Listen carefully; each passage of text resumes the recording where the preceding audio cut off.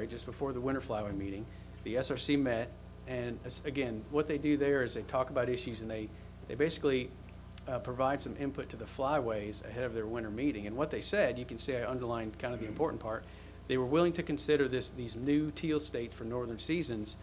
However, they were not willing to consider any changes to the wood duck and teal season. So they basically told us no before we asked. So fast forward to the winter meeting, which was just about a month ago, and essentially we asked for those two things again. This time is officially asking them again in the form of a recommendation. So the text section and then the council passed recommendations for a 6-bird bag limit for Tennessee, Florida, and Kentucky's wood duck and teal season. That's a request to the service for that increase. Again, it would be in keeping with what other states are allowed as far as a daily bag.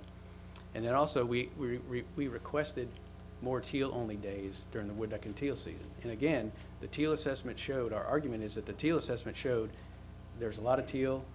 They come through in September, and we can take advantage of that opportunity. Also, just wanted to mention that we supported the northern states, again, through a recommendation. We supported their experimental new season, if you will. That's how the flyway system is sort of set up to work, where northern states, southern states work together for things that they may not benefit us, but certainly there's no reason for Tennessee or other southern states to not support the northern states in their efforts. So just to finalize this kind of issue, we're waiting for the June 2014 SRC meeting. And again, this is where the U.S. Fish and Wildlife Service Committee will hear the recommendation. This is all public record now. So there's a recommendation that says Tennessee, Florida, Kentucky want a 6-bird bag limit. That's a single recommendation. Another one is we want to have extra teal-only days. And so it's a way to bring this issue to the top in a public manner, where the U.S. Fish and Wildlife Service will have to address, why they won't give us a season. Again, because this assessment shows biologically there's no reason that we shouldn't have this extra opportunity. So this is an ongoing issue. We've been working. I worked on this issue in Florida, again with Tennessee and Kentucky. Now I've kind of switched locations, still working on the same issue. It's been ongoing for about 2 years now. I'm not sure that anything will happen this year. The service has been on record several times saying that they don't want to consider any changes in this early wood duck and teal season. So we'll see where this goes, and we're kind of all waiting to hear what happens in the June SRC meeting. Thank you. Can I ask a question really quickly? Sure. What's the justification for the denial? What have they articulated as the reason why they're not allowing either the bag limit change or additional season? It's a policy issue, and so we've got biology that goes on, which is where the teal assessment came in. There's a lot of biological reason to have the teal season, and then there's a policy issue. The way this kind of gets into the nuances of the issue, the Federal Register is a document that's published by the Fish and Wildlife Service. In the document, Tennessee, Florida, and Kentucky are offered a choice of 2 seasons. They can either pick a teal season, which again has 16 days, 6-bird bag limit, or a wood duck teal season. The 3 states, Tennessee, Kentucky, and Florida, have a large resident wood duck population. So we grow wood ducks in these 3 states, just like other states do. And because of, at least in Florida and here too, we shoot, there's a lot more wood duck opportunity in September than there are teal. Teal are really flighty. They'll come in on a cold front and be gone through there. So really the service's response is, well, you can have 6 teal and you can have more days if you give up your wood duck season. Our premise is that there's no reason to give up the wood duck season. There's no biological data to give that up. But in fact, there's huge biological data to say we could have more teal opportunity. So again, it's a policy issue that the service has. Right. So, but the policy isn't grounded in a biological justification. It's just a false choice that they're requiring Tennessee to make. That's my understanding. And one other point to make there that we talked about at the Winter Flyway meeting is previously there was policy that the service was on record of not wanting to allow northern states teal seasons because of issues with biology. If a hen pintail flies over in September, she's just a brown duck. And you shoot the duck and you say, oops, it's not a teal. And so you throw it down in the bushes there. And so their concern about that was based on biology.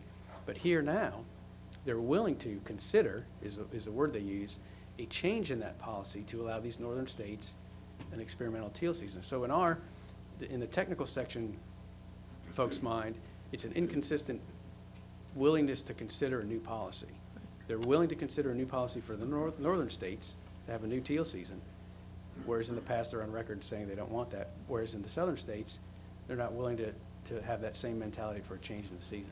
Right, and so they're sort of setting in on the policy that you have to have the false choice, but do you know what the justification is on requiring the false choice? So you can't do teal extension or increased bag limit unless you give up your wood duck season, but have they articulated a reason for that position? These are in discussions at lunchtime with the Flyway Service representative that I had in January of 13. Essentially, the service doesn't really like the wood duck teal season. There's 3 states that have it, and other states want it. Mississippi would like it, Alabama, South Carolina. There's a lot of states that grow wood ducks, that raise wood ducks. And how that season came about, there's a long history there, and I don't want to take up too much of your time, but I'd be glad to speak as long as you want. They really want to kind of do away with that season because it's a multiple species season that only 3 states have. And it's hard to explain to hunters in Arkansas or in Mississippi or in South Carolina, why does Tennessee have a special season with wood ducks? So they're trying to sort of sweeten the pot, if you will, with the teal season extensions and make the choice a real easy one and say, well, we'll just take the teal season and give up the wood ducks.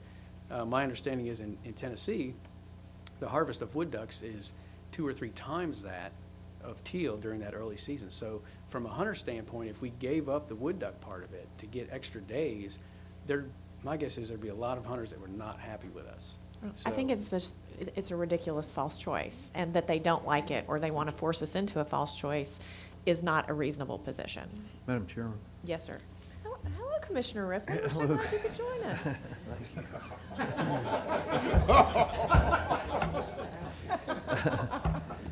You wonder why you showed up. Thank you for the special recognition. My question is this, is the wood duck really a migratory species?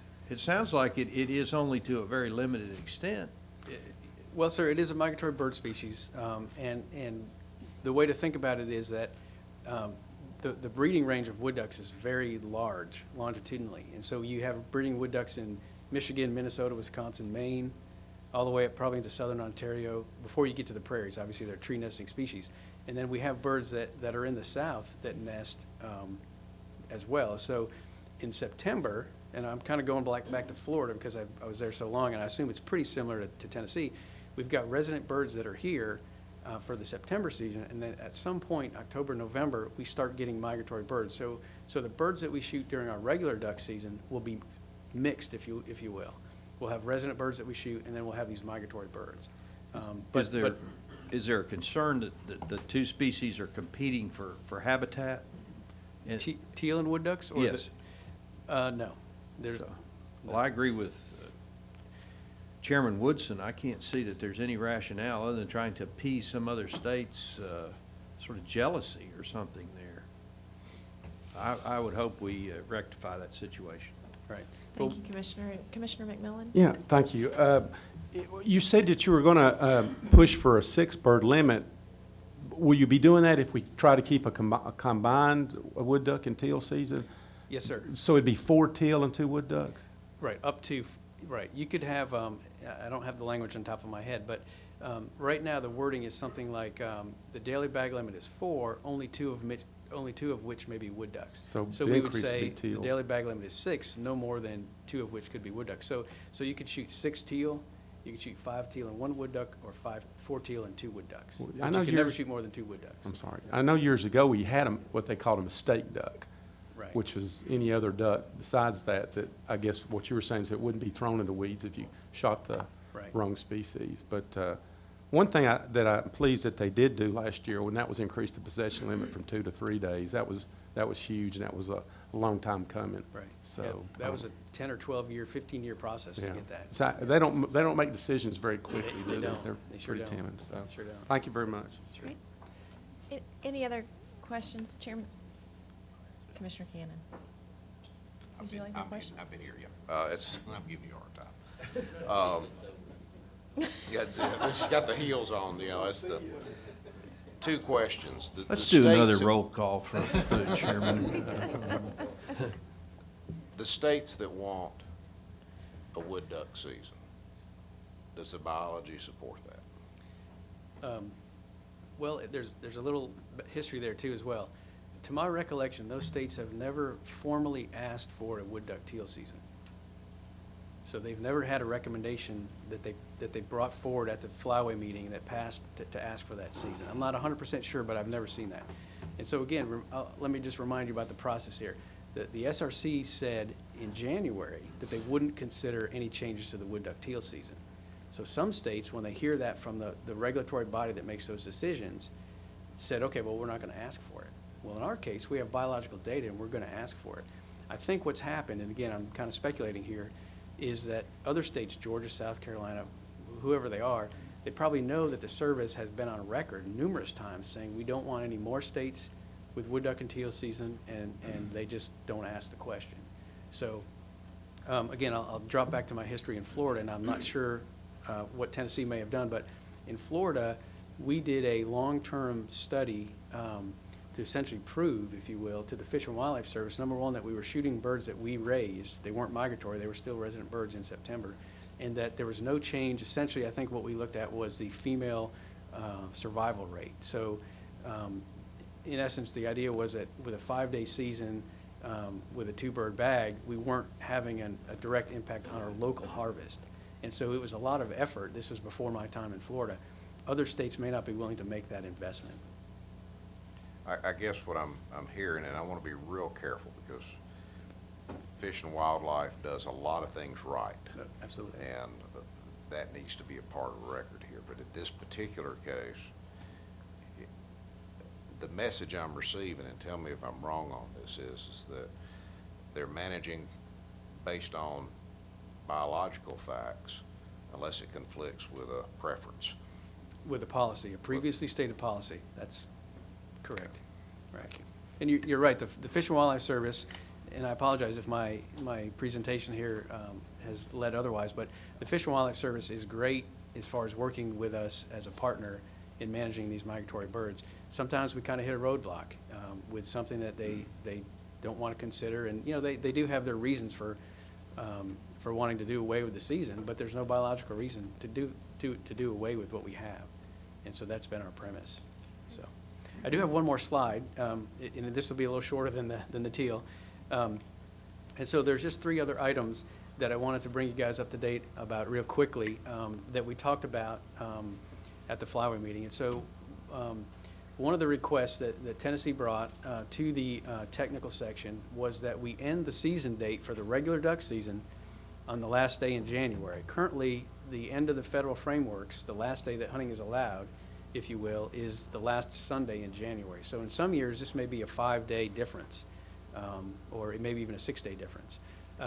So the motion did not pass out of committee, so there's no recommendation for that. But we're on record, Tennessee's on record as asking for this. And just a side note, I think Mississippi asked for the same thing last year. And there was a lot of discussion about the pros and cons for that. One of the reasons that some states gave is that the last Sunday is a fixed date, and it's a weekend date, so a lot of hunters will be able to go out there on the last day. So I'd be glad to talk with you folks, afterwards about that discussion if you'd like. The second item there is that the federal duck stamp price. The duck stamp has been $15 for, I didn't look at the year, but a very long time. And so you guys can imagine the buying power of $15 compared to, based on inflation here after 10 or 15 years, has basically gone way down. So there's a Senate bill that was introduced in December to increase the price of the federal duck stamp to $25. There's no companion House bill, and so it's unlikely this will go anywhere. But this is something that the waterfowl community is thinking about, even broader than just a one-time increase. Something like tying an increase to a periodic consumer price index to account for inflation over time. We also talked about a 3-day duck stamp. If you're going to come to Tennessee, let's say, and you want to go duck hunting for 3 days, and that's really all you're going to go duck hunting, could we sell a $5 duck stamp? And would that increase hunter recruitment and retention? So there's a lot of things that we're hopeful at the flyway level will be included in this kind of possible future bill. And the third item there is an electronic duck stamp, similar to what states do now with their point-of-sale license systems. The federal government since I think 2008 has had 5 and now 8 states that participate in this, where your point-of-sale license, you can actually buy a federal duck stamp. It's hard for folks to sometimes make it to the post office. In the old days, they would run out of stamps, and you couldn't find one. You had to go to the next town to get one. And so this provides an immediate federal duck stamp that's good for 45 days, while the vendor for the federal government mails you a real duck stamp. And so Tennessee is asked to be part of this program. I think the feds have to approve this. So this will be a great thing for our duck hunters and make it very convenient for them. Florida has participated in this for several years, and our hunters really like that. And so finally, my last slide, I just want to say a big thank you to folks that sponsored the Flyway meeting, Ducks Unlimited, both the state chapter and then the Regional Conservation Office in Jackson, Mississippi, and then Commissioner Rice as well. Together, these folks provided a great meal for us on one of the evenings at the technical section meeting. And so I want to say a big thank you to those folks. Thank you. Great. Thank you very much. We've got a couple of questions from commissioners. Commissioner Cox, then Commissioner McMillan. Would you, if you know, tell us a little bit about who or how the decision-making process inside U.S. Fish and Wildlife is made? Is it just a group of 2 or 3 that have determined that they, just because of their preference, they don't want to do this, or is it, how is that decision process made? The SRC is comprised, I don't have the list memorized, but there's 5 or 6 folks on the SRC committee, and they rotate at some interval. They're usually regional directors of the Fish and Wildlife Service. So somebody out of Atlanta or somebody out of Denver, those kind of things. They are the SRC. There's another level that's much lower than that. That's the Division of Migratory Bird Management. So we call them the division. Those are the folks that we interact with at the Flyway meetings and even throughout the year. They're population modelers. They're the folks that fly the surveys, that count ducks, that count the May ponds, all those kind of things. So they're the kind of technical folks. The division provides to the SRC recommendations in a similar fashion to how the Flyways provide recommendations.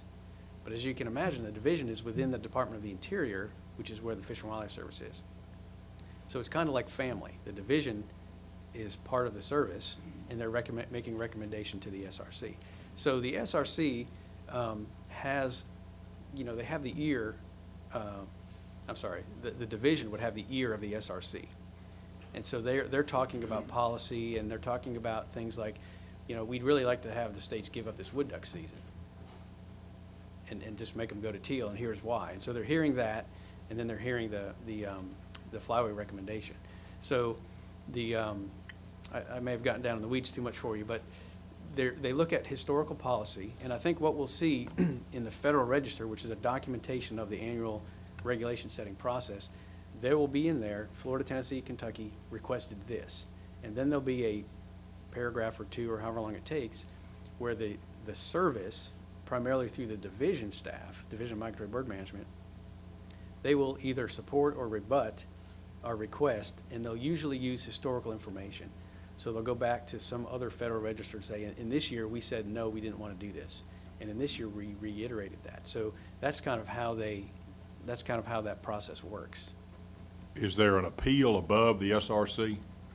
Well, the director, the SRC makes recommendations to the division, the Fish and Wildlife Service director, and so there's a place in there for that. We're cautiously optimistic at the Flyway level, and I think at the council level too, that perhaps not this year, but maybe by next year, we'll have rattled enough sabers, if you will, and basically pointed out the inconsistency of their policy decisions, that we'll have some movement on that. But time will tell. Commissioner McMillan. But in my opinion, because duck hunters are one group of hunters that are willing to travel so far, I'm not sure we want to change that season from the last Sunday of January to, I like that, because I think people that travel, you're gonna back it up 60 days from that last Sunday, correct? Right. Well, I mean, I think that gives more opportunity for people to hunt, because I know Harold Cannon and I both, we travel long ways to get to duck hunt because we're so far from the flyways. I think if you start ending it in the middle of the week, just to extend it to January 31st, I think you're gonna lose hunting days for a lot of people, and that economically, I think that's a factor. So I'm not sure why the state of Tennessee, why the commission wasn't consulted about why are we asking for that? I mean, is that something we're going to end up setting ourselves anyway, correct? So, I mean, I just wonder why we chose to go from the 31st to, did we think there'd be better hunting at the end of the season for more migration, or what was our reasoning for that? Right. I think the idea is, and other states have asked for this too, and they've had similar rationale, I think. In some years when it's warm, the ducks aren't here yet. And some of the best duck hunting occurs late in the season. And even from Florida, I heard for years, can we not go into February? Can we, it's one of those, it's kind of a catch-22, because when you stop hunting ducks and you drive by your duck hole, hey, look, there's ducks there. Well, no one's been there for 5 days. So no matter when you end the season, you're going to have that postseason sort of, ducks showing up. But I think the idea is that later in the season, you've got a better chance of having ducks there. Yeah, And again, one thing to remember, this is a federal regulation. Right. So we could, if the feds said, yeah, you can go till the end of January, we, or you guys as a commission, could say, well, no, we want to end it on a Sunday. So we can be more restrictive, but we Right. can't go outside the frameworks. Okay, I understand. So- I just, of course, it varies from year to year. In the last few years, I think the early part of the season's been better than the late part. I think that if the weather is warm, obviously they're short stopping, and sometimes they actually, if the weather's cold at the first of the winter, which has been the last few years, seems like they're coming back, you know what I'm saying? So it's always gonna vary, but I think you have to give as many weekends as you can for opportunities for hunters too. Of course, that's my opinion. Commissioner Teague? I'd like to say, personally, I totally understand where Commissioner McMillan is coming from, but just to speak on behalf of the people that I represent, I would say almost wholeheartedly they would be in favor of ending as late as possible. Every year, I get numerous calls, and pretty much every blind I sit in and ask for a later closing date. So, but I understand where you're coming from. Well, most of the duck hunters probably do, yeah. 'Cause we have, but I understand I've where you're lost coming from control. personally, but I'm just trying to at least voice the opinion of. Certainly, but as I'm understanding it, this is something that would provide flexibility potentially for states, but ultimately Tennessee would be making its own decision on whether or not we want to extend to whether it's keep it at the last Sunday or go to the end of the month. So we would retain that That's correct. Now, opportunity. Just to remind you that this did not pass out of committee, so the SRC will not even consider this. Right. Okay. Commissioner Cannon? Two very brief things. Number one, I don't think there's a commissioner here who doesn't support strongly your efforts to get the E-stamp. For our folks to be able to have a one-stop shop and get all their license and stamps in one place, that's huge. And whatever it takes to help encourage that, I think there's a bunch of folks up here who have your back on that. Great, Number thank you. one. Number two, on the federal stamp, it is time for it to be increased, I believe. In fact, there's a lot of duck hunters who've taken it upon themselves, and others to take it upon themselves, to buy 2 stamps each year, even non-hunters buying stamps. On a personal note, I'm not wild about a reduction to a 3-day stamp. I think that's $10, if you will, that frankly we need every buck we can get to take care of our habitat. I'm all ears to further explanation, but as the spouses, all of our spouses will attest to, $10 in duck hunting, that's not much. And unfortunately, it's an expensive undertaking, and so I would, part of me discourages considering a 3-day, unless there's an increase to compensate, because right now the dollars are just very, very precious. So, thank you. Thank you. Any other questions, members? Commissioner Ripley? Thank you, Madam Chairman.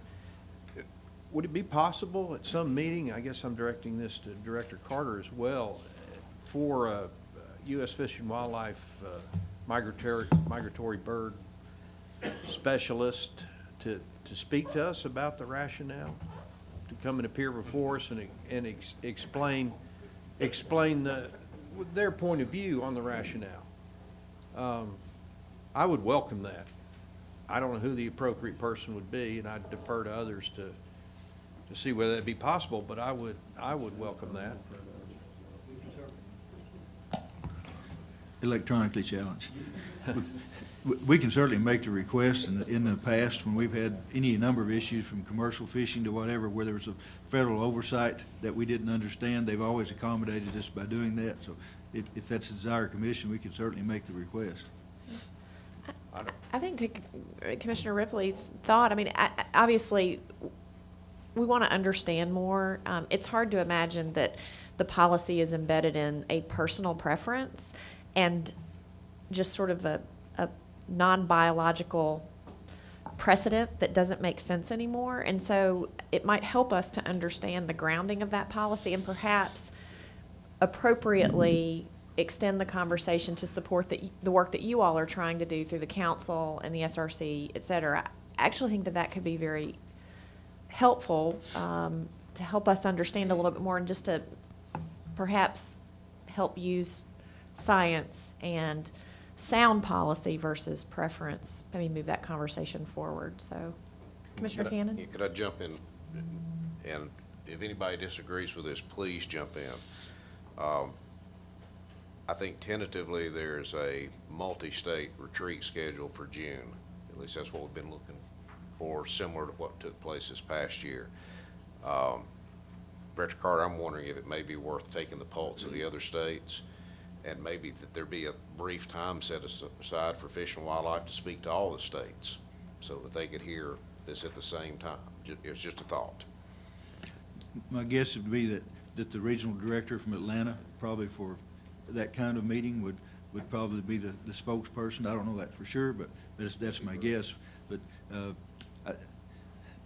before we met for the North American meeting about 3 weeks ago, I got information from the director in Florida and in Kentucky, and they were doing exactly what Joe was talking about. They're going, hey, when we get to this meeting, here's what we need to do. We need to go in as 3 states that really want to push this, and here's why we want to do it. So we made those background things before the meeting ever occurred, and in conjunction with what was going on here with the technical committees at the Flyway Council. All that was being pushed forward, but Joe can correct me for sure because he's way more of a pulse on this than I am, but in my discussions, I think it's more of a uniformity thing that the service is looking at. Essentially, you got these 3 states that are off by themselves. You got other people that want to do it. It complicates regulations in their eyes, and it takes on a different kind of data gathering for them. So I think it's just uniformity. But I'd let them address that rather than me, but we can certainly make that ask. Great. And we can conclude this, but I'm assuming the northern states are joining us in this effort as we have joined supporting them and their efforts. Is that an assumption I should not be making? At the council level, they did. So the recommendations came through at the council level. Some states do, some states don't. Because again, those states want the wood ducks too. And so it's kind of an odd situation, but they may not support us on this because they want the wood ducks. So if I could make a comment here, and forgive me if I'm out of line, one thought would be if the SRC is going to meet in June, and they're going to hear formally our recommendations, and they're going to formally respond to the requests, the recommendations. So perhaps the commission might consider waiting till after those documents come out to request an answer, if you will, because the answer will be published. Whether or not it's satisfactory to us is another question, but that would allow the process to take place, and that would probably be a good time to say, okay, well, we read the Federal Register, we hear your response, we're not sure if we understand it all, could you come and speak? And just a comment or a thought. Mr. Manu, I think that sounds like a reasonable solution, and I think that Commissioner Ripley does as well, and I appreciate you offering a conversation with us. I think that's very appropriate for us to be in that relationship. Commissioner McMillan? I guess you can tell that this commission's pretty passionate about our duck hunting. I'm glad. My question for you, are you still glad you accepted this position? Absolutely, yes. Well, we're thrilled you're here and welcome. We're very excited to have you in Tennessee. Commissioner Cox asked about where the meeting in June is. Do you know? The and what SRC date- meeting is typically in Denver. Is that Denver or DC? They're not sure yet. Okay. We can provide that information if y'all would like. Any further comments? Yes, sir. Plans made to have more flyway meetings in Tennessee, specifically in Nashville. I enjoyed the technical sessions tremendously, and if you get a chance to go, there's a lot to be learned. I don't know the exact schedule. Again, having been here for about 2 months, I believe it's a rotating schedule. And in the Atlantic Fly, it was about once every 10 years. I believe we hosted recently in Knoxville a summer meeting, so it's probably likely maybe 6 or 8 years from now that we would host again. Unless, okay, council will be here earlier. So about 5 or 6 years. So we'll make sure we make you folks aware of when Thank that's you. coming and invite you. Great. Thank you. Thank you, Mr. Benedict. Appreciate your presentation and helpful information. Thank you. Excellent. And with that, we